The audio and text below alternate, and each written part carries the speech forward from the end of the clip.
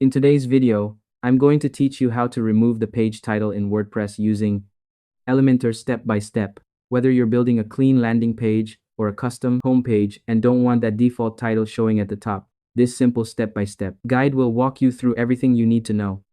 First, open your WordPress dashboard and go to Pages. From there, click on Add New Page. Once the page opens, give it any name you want. For example, you can name it Home. After naming the page, go ahead and click Publish so the page gets created. When you view the page, you'll notice the page title is automatically displayed at the top.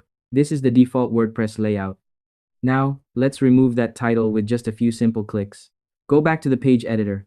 On the right side, look for the template option. By default, it's usually set to default template.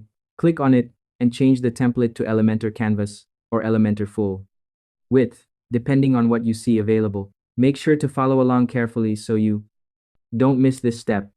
After selecting the Elementor template, click Update or Publish to save the changes.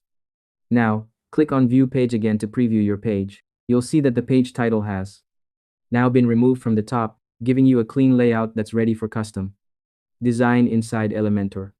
It's also a good idea to open the page with Edit with Elementor so you can fully customize your layout without the default title getting in the way.